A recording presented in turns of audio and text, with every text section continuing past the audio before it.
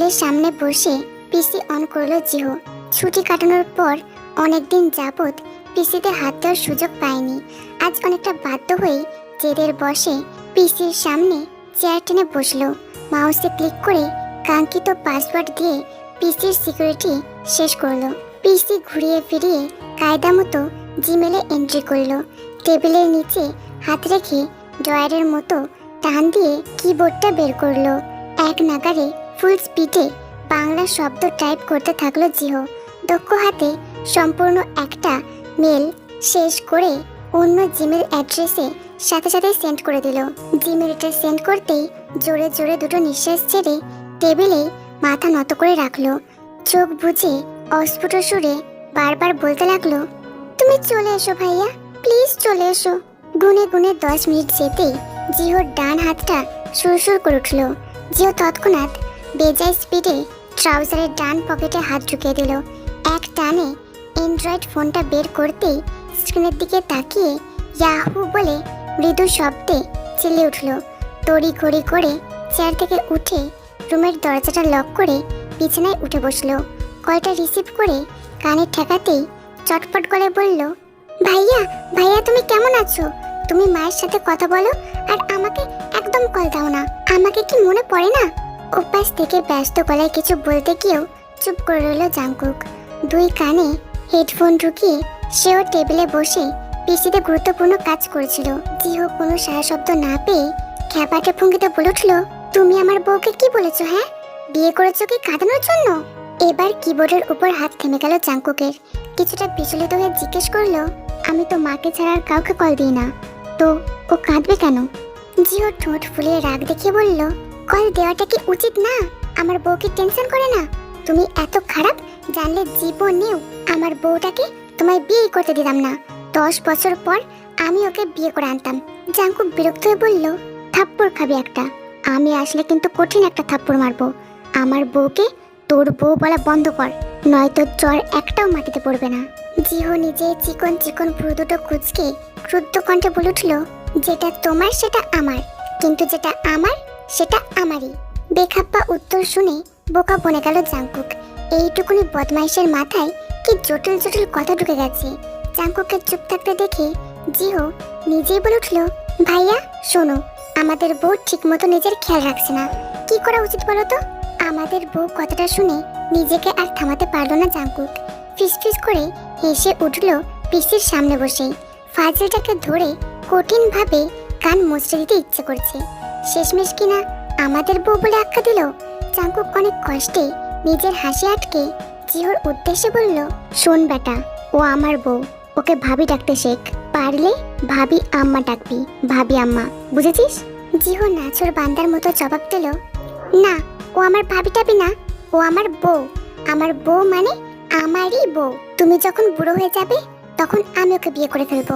Jungkook হাঁপ ছেড়ে সশব্দে নিঃশ্বাস ছাড়তে লাগলো। এসব পাকনা পোলাপানদের সাথে যুক্তি লাগিয়ে পারা যাবে না। মুদ্রা কথায় আসার জন্য জোর দিলে জিহোর কণ্ঠটা বিমর্ষ আকার ধারণ করলো। যেই প্রফুল্ল স্বরটা এতক্ষণ ছিল সেটার পরিবর্তে একরাশ বিষণ্ণ সুর ভর করে ফেললো। তোমার রুমের ফ্লোরে বসে ও খুব কাঁদছিল ভাইয়া। ও তোমার জন্য প্রতিদিন যেই ডায়েরিটা লিখতো ওইটা বৃষ্টির পানিতে নষ্ট হয়ে গিয়েছে। যেই হাতটায় আয়ু আপু ব্যান্ডেজ করে দিয়েছে সেটা পরশুদিন মা খুলে দিয়েছে। ঘাস শুকায়নি ভাইয়া, এখনো ঠিকমতো খাওয়া দাওয়া করে না। সকালে জোর জবরদস্তি করে কয়েক লোকমা মা খাওয়ায়, এরপর যে তোমার রুমে ঢুকে সেখান থেকে সহজে বেরোয় না। আজ ওই লিসা এসেছে, এখনো ওর কানে কিছু ঢুকায়নি। আমি আশেপাশে ঘোরাঘুরি করে দেখে আমাকে অনেক শাসিয়েছে জানো ভাইয়া। তুমি প্লিজ প্লিজ চলে এসো। কলের বিপরীতে স্তব্ধ হয়ে আছে জাংকুক। চোখের সামনে থাকা পিসিটা বিমূঢ় ভঙ্গিতে বন্ধ করে দিল। সহসা কিছুক্ষণ নীরব থেকে কোমল করে বলল, তোকে কিছু করেছে? জিও বিষণ্ণ গলায় বলল, না ভাইয়া, শুধু গালটা। কথা শেষ করার আগে ফোনের ওপাশ থেকে বিকট শব্দ শুনল জিও। আচমকা ভয় পেয়ে কান থেকে ফোনটা পড়ে গেল ওর। দ্রুত ফোনটা তুলে আবারও কানে ঠেকাতেই টুট টুট শুনতে পেল। রাতের খাবার শেষে কেবল বিছানায় এলো জেন। সঙ্গে তিনি টেকেও নিয়ে এসেছেন। আজ তিনি মেয়ের সম বৌমার সঙ্গে গল্প করতে করতে ঘুমাবেন বলে চিন্তা করেছেন। পুরানো দিনের আবদ্ধ স্মৃতির কারখানাটা খুলে দেবেন আজ। সেখান থেকে অসংখ্য মধুর স্মৃতি বের করে দেখে শোনাবেন। তে একটু একা থাকার সুযোগ খুঁজছিল, কিন্তু সেটা আর পায় না। জিনের উৎসুক মুখটা দেখে সে বলতেও পারেনি আজ তার মন খারাপ, ভীষণ মন খারাপ। একাকিত্বের মাঝে অন্ধকার রুমে সময় কাটাতে ইচ্ছে করছে। কিভাবে মনের চূর্ণ বিচূর্ণ অবস্থা সম্পর্কে জিনকে বলবে? এমন কোনো সিস্টেম যদি থাকতো যেখানে মনের সব কথা অটোমেটিক আশেপাশের মানুষগুলো বুঝে ফেলতো, তাহলে এমন অসহ্য যন্ত্রণা থেকে মুক্তি পেতে পারত তে। জিন বিছানায় শুয়ে শুয়ে অনায়াসে সকল কথা বলতে লাগলো। একে একে সব ঘটনা খুলে বলতেই কখন যে নিদ্রার রাজ্যে তলিয়ে গেল সেটা নিজেও ধরতে পারল না। পাশে থাকাতে টেবিল ল্যাম্পটা বন্ধ করে জিনের গায়ে পাতলা কম্বলটা টেনে দিল। এরপর বিছানা থেকে নেমে চুপি চুপি সেখান থেকে বেরিয়ে এলো। আবছা অন্ধকারে পা চালাতে চালাতে আঁচলটা চোখে ডলছিল বারবার।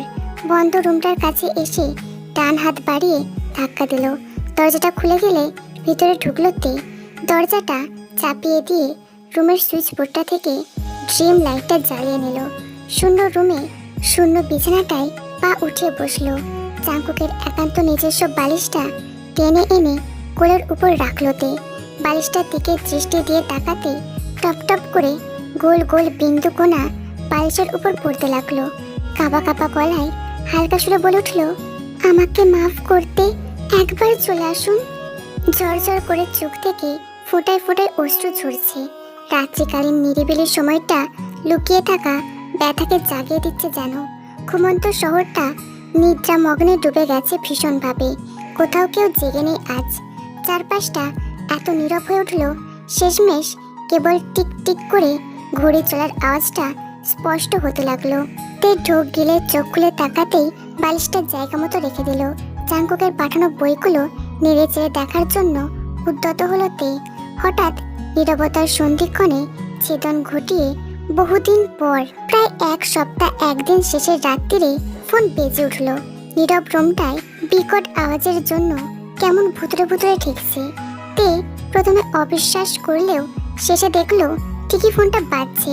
সেটা বালিশের পাশ থেকে বেজেই চলছে। বুক ভরা সাহস নিয়ে জোরে জোরে দম নিতে ফোনটার কাছে গিয়ে তে ঠান্ডা হয়ে আসা হাতটা আস্তে করে ফোনটা নিচে ঢুকিয়ে সেটা মুঠোয় তুলে নিল। স্ক্রিনের দিকে তাকাতেই আনন্দ অশ্রু মিলিত চাহনিতে হুড় হুড় করে কেঁদে দিল তে। চোখের সামনে নতুন ফোনটা বাজতে বাজতে কেটে গেল। তে কান্না আটকানোর জন্য ব্যস্ত হয়ে পড়লে এইদিকে আর ফোনটা ধরতে পারল না। কল কেটে গেলে মুড়ো দৃষ্টিতে ফোনের দিকে তাকিয়ে রইল তে। এবার সব কিছু ভেঙে চুরে কান্না ঢেলে আসছে তার। ফোনের ওপাশে থাকা মানুষটা এমনি অভিমান অপমান নিয়ে রেখেছিল, এখন যদি কল না ধরায় আর এক ধাপ বেশি রেগে যায় তখন? তে আর ভাবতে পারল না। ফোনটা কোল থেকে ছেড়ে দিয়ে অশ্রু মাখা মুখটা দুই হাতে ঢেকে ফেলল। হাতের শুকনো তালু দুটো আবারও সিক্ত জলে ভিজে উঠল। এবার জাঙ্কুক জীবন ওকে কল করবে না। ও যে ভুলবশত কলটা ধরতে পারেনি, কলটা যে আপনা আপনি কেটে গেছে সেটা না জেনে জাঙ্কুক হয়তো 3 গুণ বেশি খেপে যাবে। এই ঘটনার পর সে কি আদৌ কল করবে? তে অসহ্য চিন্তা ভাবনার ভিতরে অস্থির হয়ে উঠলে কোলের উপর আলো জ্বলে পুনরায় বস্তুটা বাজতে লাগলো। টিক টিক করে ঘড়ির আওয়াজকে টেক্কা দিয়ে পুরো রুমে তখন ফোনের রিংটনটা ছড়িয়ে পড়ল। তে হতবাক হয়ে মুখ থেকে হাত দুটো নামাতে লাগলো। দৃষ্টি নত করে কোলের দিকে চোখ পড়তেই এবার ডানে বামে তাকালো না। খপ করে ফোনটা হাতে তুলে রিসিভ অপশানে বৃদ্ধাঙ্গুল রেখে আলতোভাবে চাপ দিল। এবার কলটা রিসিভ হলো। তে এবার ভেজা ভেজা দৃষ্টিতে স্ক্রিন থেকে চোখ সরিয়ে ফোনটা তখন কানে ঠেকালো। নির্বাক ভঙ্গিতে কয়েক সেকেন্ড চুপ থেকে হালকা সুরে বলে উঠল, হ্যালো। উত্তরের জন্য অপেক্ষা করতে লাগলো তে। বুকটা প্রচুর টিপ টিপ করে শব্দ করেছে। শুকিয়ে আসা গলাটা ছোট্ট ঢোক গিলে খানিকটা ভিজিয়ে নিল। অপেক্ষায় থাকা উৎকণ্ঠিত মনটা জাঙ্কুকের কথা শোনার জন্য ছটফট করে চাঞ্চল্য হয়ে আছে। আসলে নরম কাপড়টা পা হাতের তালুতে তলা পাকিয়ে মুচড়ে যাচ্ছে। আচ্ছা, জাঙ্কুক কি প্রচুর রাগারাগি করবে, ধমক দেবে, কড়া কথা শোনাবে? অসংখ্য অসংখ্য প্রশ্ন যখন তের চিন্তাকে হুড়হুড় করে বাড়িয়ে দিচ্ছিল, তখন কিলবিল করা প্রশ্নের মধ্যে দাঁড়িয়ে বসে ওপাশ থেকে বলতে লাগলো মানুষটা। আজ তার কথার মাঝে ঝাঁজ ছিল, তেজ ছিল, প্রচণ্ড রাগের আভাস বোঝা যাচ্ছিল।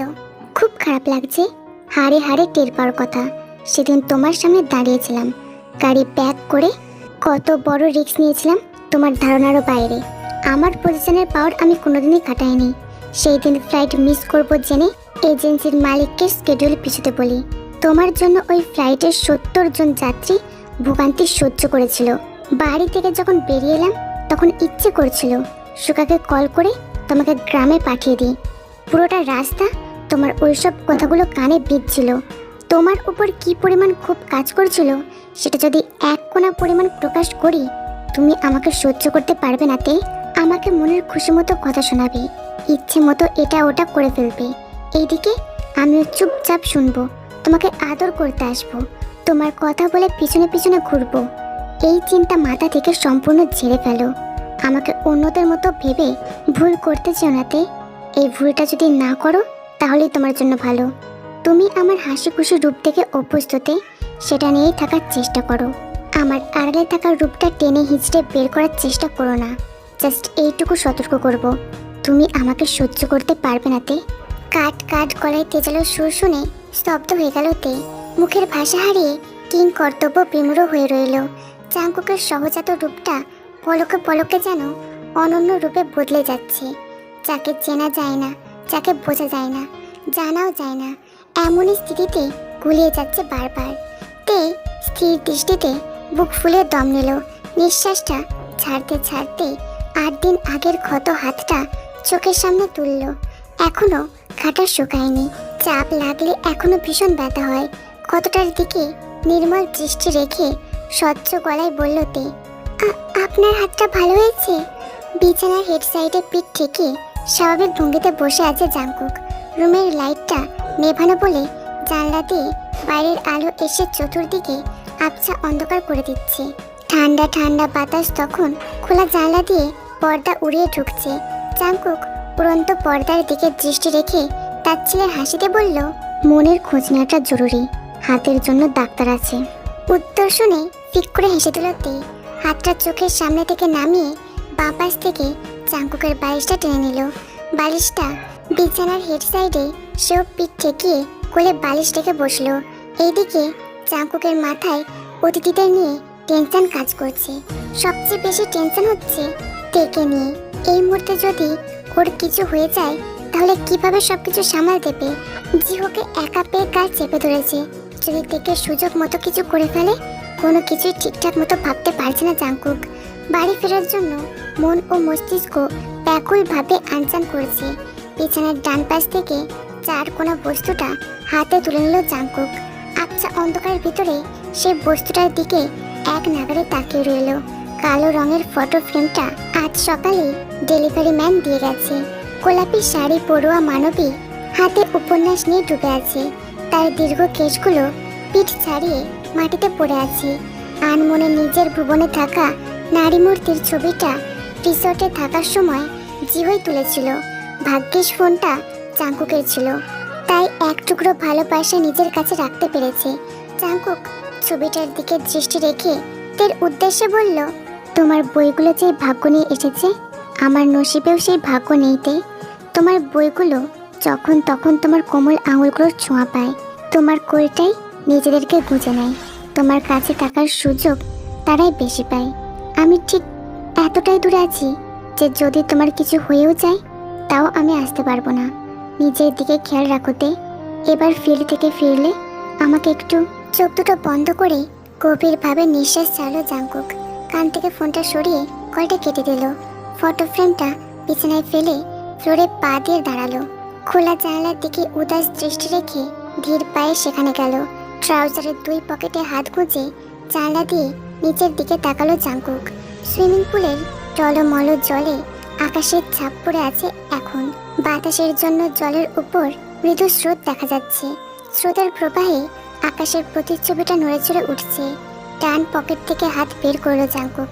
মুঠোবন্দি হাতটা কাছে এনে আঙুলগুলো আলগা করে ফেললো। অমনি মুঠোয় থাকা পাসপোর্ট সাইজের ছোট ছবিটার দিকে দৃষ্টি রাখলো।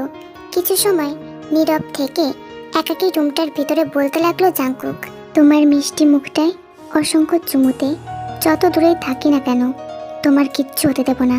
চাইলে এক্ষুনি তোমার কাছে ফিরতে পারি, কিন্তু কাজ ফাঁকি দেওয়াটা আমার দ্বারা কোনো কালেই সম্ভব না।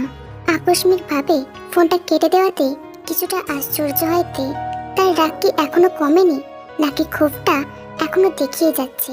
তে ফোনটা হাতে নিয়ে 10 মিনিটের মতো অপেক্ষা করলো, কিন্তু কল এলো না। এবার আর মন খারাপ হলো না। মনে মনে ভেবে নিল হয়তো কাজে ব্যস্ত হয়ে পড়েছে, এখন আর রাতের সময়টুকু ঘুমায় না তে। গ্রামে যেভাবে বই নিয়ে সময় কাটাতো সেইভাবেই বই নিয়ে বিছানায় শুয়ে পড়ল। হাতে এখন সমুদ্র বিলাস নিয়ে মগ্ন হয়েছে।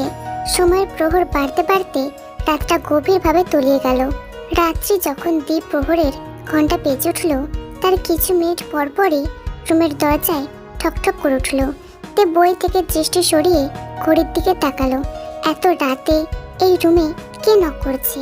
তে বইটা বন্ধ করে পাশে রেখে শোয়া থেকে উঠে বসলো। দরজার দিকে দৃষ্টি রেখে প্রশ্নাত্মক গলায় জিজ্ঞেস করলো, কে? ক্যাচ করে শব্দ তুলে দরজা খুলতে লাগলো। দরজাটা একটু ফাঁক হয়ে গেলে রুমের ভিতরে পা রাখলো জিহো। তের দিকে এক চিলতে হাসি দিয়ে দরজা চাপিয়ে তার কাছে এলো। বিছানার কাছে এসে পাশে বসতেই হাসি হাসি গলায় বলে উঠলো, আমার শত্রু ফোন দিয়েছিল তাই না? তোমাকে কাঁদালে আমার কাছে বিচার দেবে, ঠিক আছে? আমি একেবারে ক্লিন বোল্ড করে দেব। জিহোর দুঃসাহসী আচরণ দেখে খিলখিল করে হেসে উঠল তে। জিহোকে কাছে এনে কোলে বসে নিল। গাল দুটোতে হাত রেখে কপালে ছোট চুমু দিতে হাসি সূচক ভঙ্গিতে বলে উঠল, তোমায় কিচ্ছু করতে হবে না পুচকে দেবর। তুমি যে এত রাতে না ঘুমিয়ে এখানে এসেছো, এটা কি ঠিক হলো? ঘুমাওনি কেন? কিছু কি লাগবে? জিহো কোনো প্রকার উত্তর না দিয়ে তের গলা জড়িয়ে ধরলো। তের কাঁধে গাল ঠেকিয়ে নিচে সরে বলল, আমি তোমার কাছে ঘুমাবো বউ। ভাইয়া তো এখন নেই, আমি তোমার কাছে একটু ঘুমাই।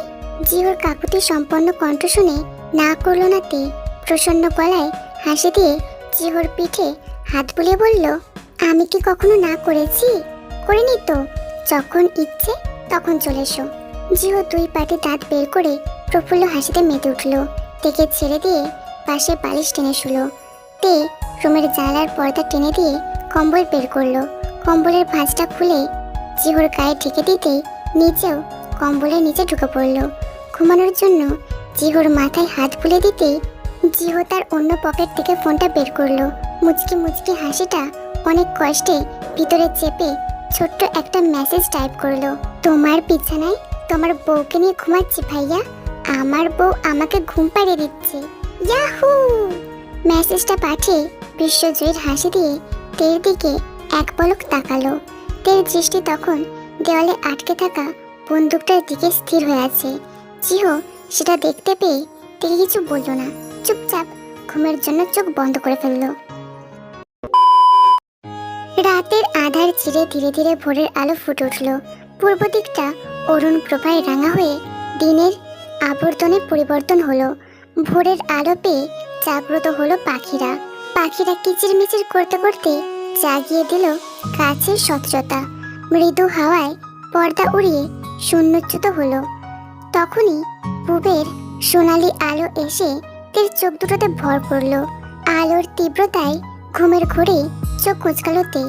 সাথে সাথে একটা হাত টেনে চোখের উপর আড়াল করে ধরলো। চোখের পল্লব জোড়ায় আস্তে আস্তে খুলে সকালের প্রথম প্রহরটা দেখতে পেল। অমনি দেখতে পেল জিহো গুটি সুটি পাকিয়ে মাথা পর্যন্ত কম্বল মুড়ি দিয়ে ঘুমিয়ে আছে। তে ঈষৎ ভঙ্গিতে হেসে দিয়ে আস্তে করে জিহোর মাথা থেকে কম্বলটা সরিয়ে দিল।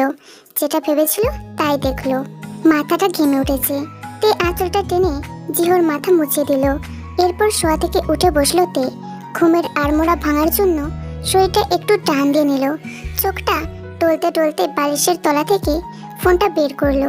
সেটা অন করে অভ্যাস মতো দেখলো আজকেও কি মানুষটা স্মরণ করেছে কিনা। ফোনের স্ক্রিনটা আজও খালি, না স্মরণ করেনি। তে ভারী একটা নিঃশ্বাস ছেড়ে বিছানা থেকে নেমে গেল। হাত মুখ ধুয়ে এসে দরজা খুলে বাইরে বেরোলো। উদ্দেশ্য এখন ছাদের রুমটার দিকে খেয়াল রেখে আসা। তে সিঁড়ি ধরে উপরে উঠে নিজের আসল রুমটার দরজা ঠেলে দিল। হাই তুলে ভিতরে ঢুকতেই হাইটা সেখানেই ওই ভঙ্গিতে আটকে গেল।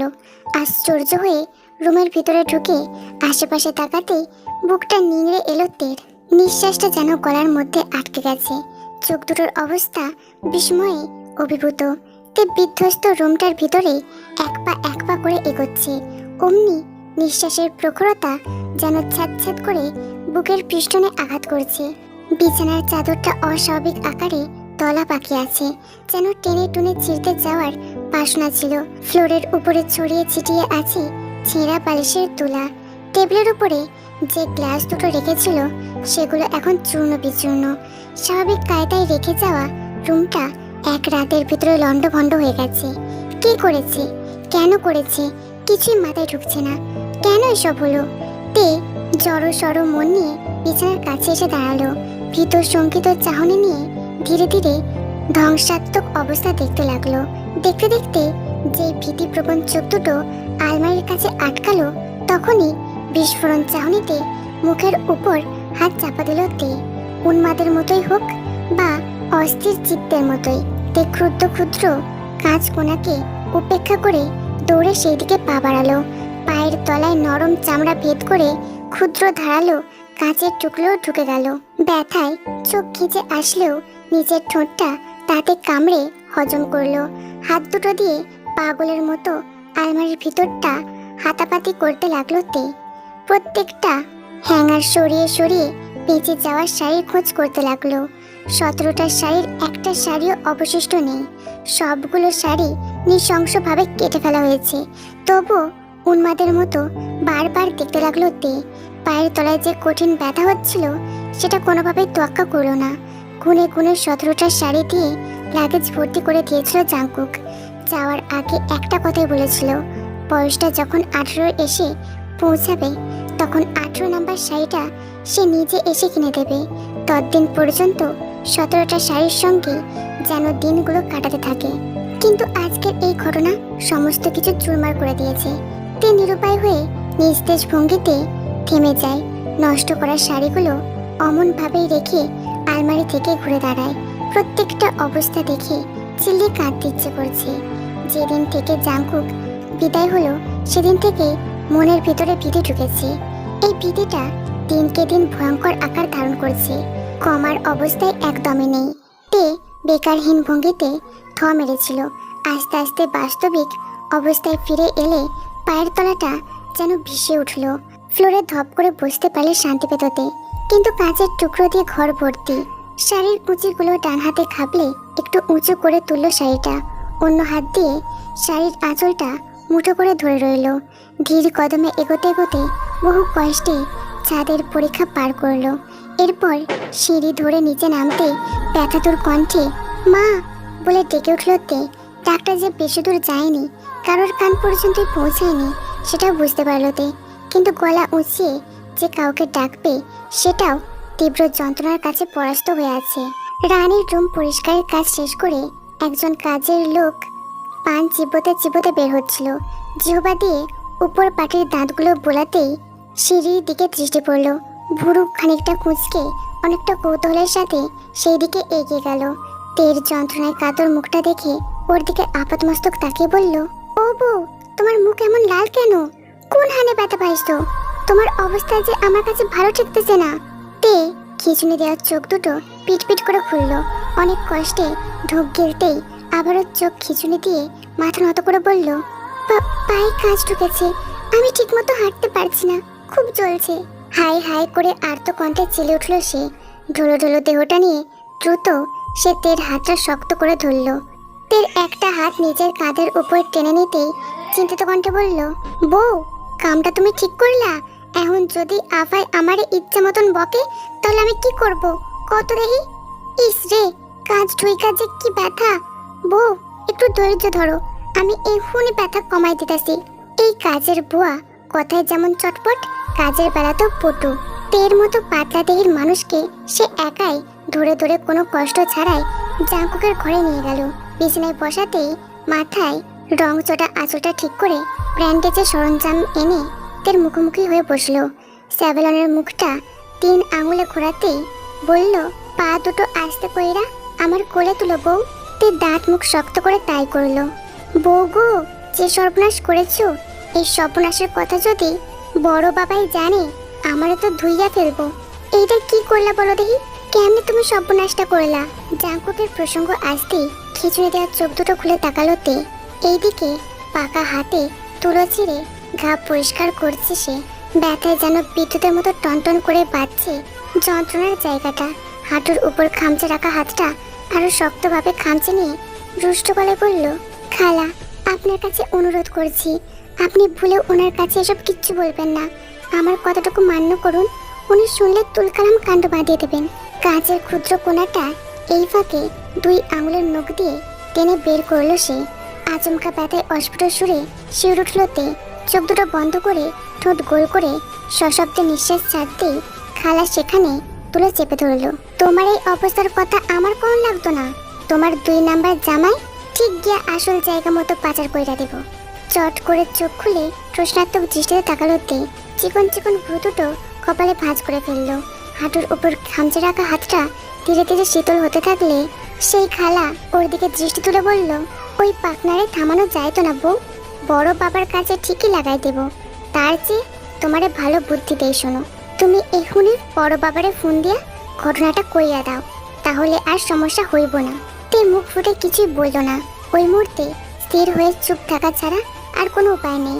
এমনিতেই রুমের অবস্থা দেখে মাথাটা ভোঁ ভোঁ করেছে, তার উপর দ্বিতীয় দুশ্চিন্তায় মগ্ন হলে সর্বনাশটা ঠিকই হবে।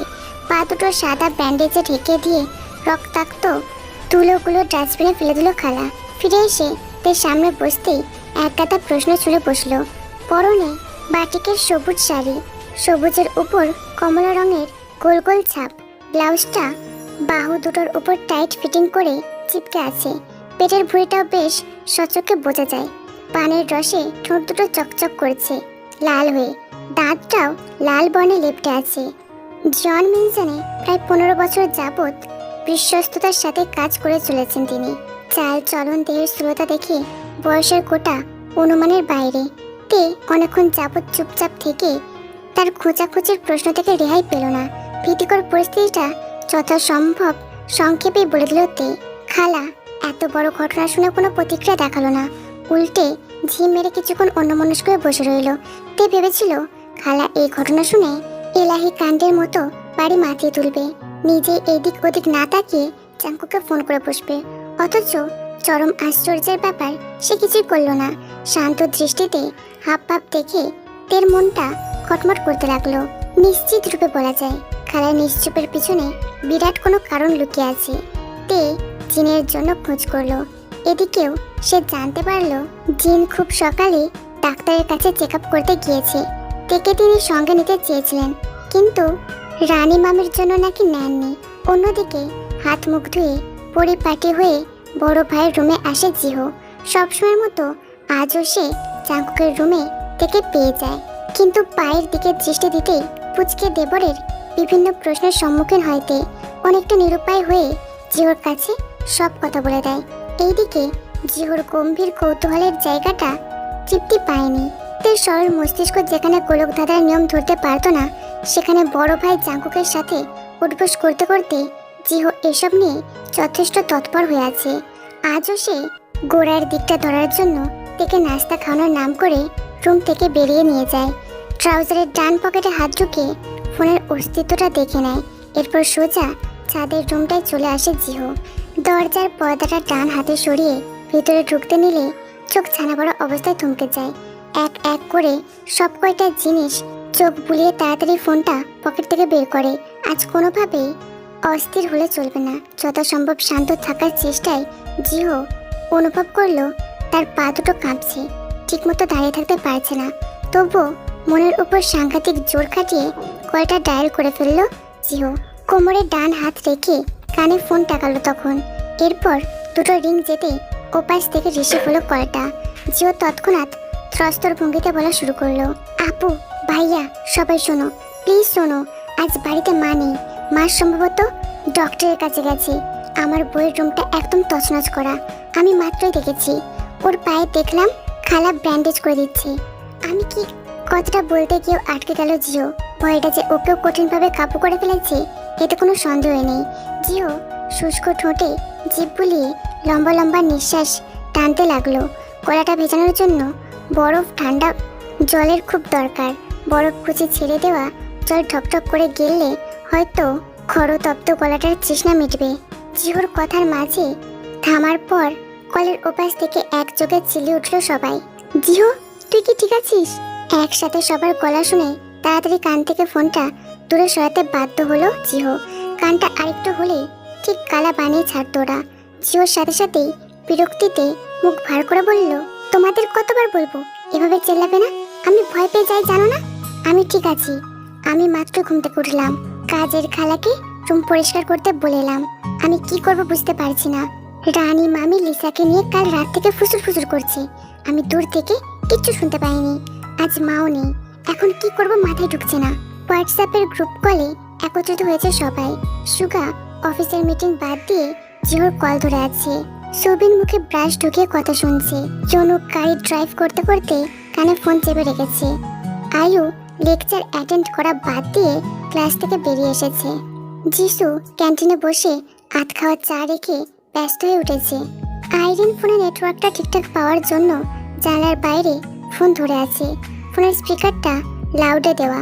জিহো বিরক্তি মেশানো কণ্ঠ শুনে সবার আগে চেঁচিয়ে উঠল সুবিন। ব্রাশটা মুখ থেকে বের করে চেঁচানো সুরে বলে উঠল, তুই যে আমার বুক পিণ্ডটা খতম করার তাড়াতাড়ি কার জানা ছিল? তোর কয় দেখলে আমার কলিজা খান ভয় থরথর করে কাঁপে। সুবিনের কথা শুনে এবার আইরিন পুরো কুচকাল।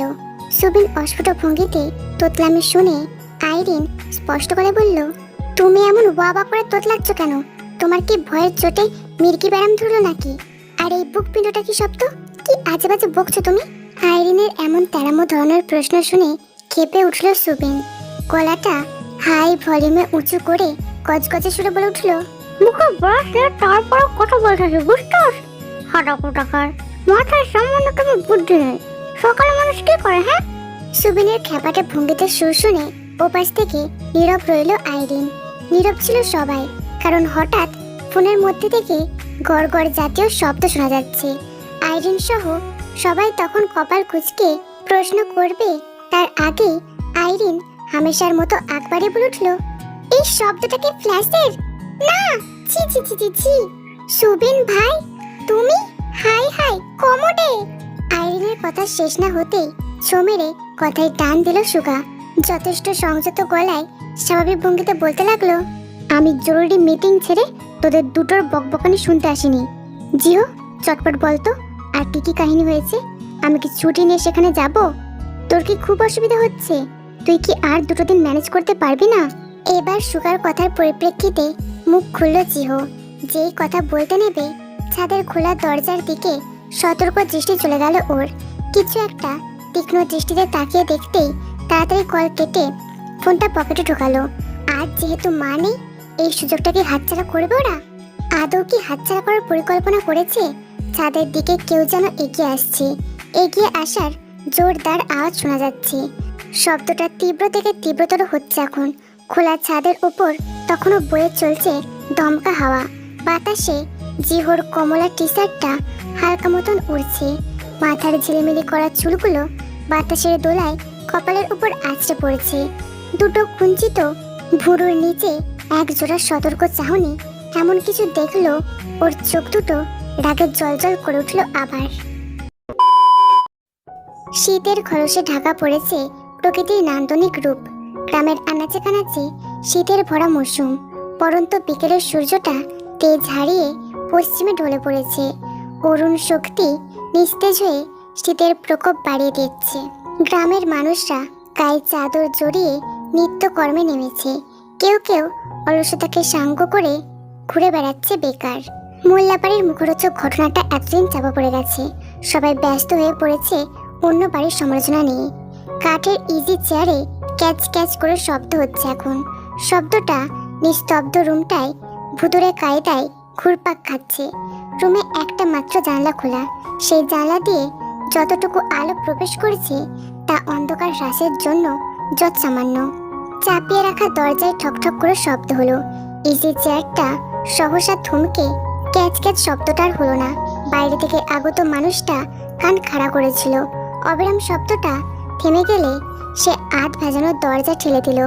দরজার ফাঁক দিয়ে উঁকি দিতেই আধো আধো অন্ধকার ফুরে বাঁ দিকে দৃষ্টি গেল লোকটার। গলা খাঁকারি দিয়ে ইঙ্গিত দিতেই গম্ভীর সুরে এবার ইজি চেয়ার থেকে উত্তর এলো, ভিতরে এসো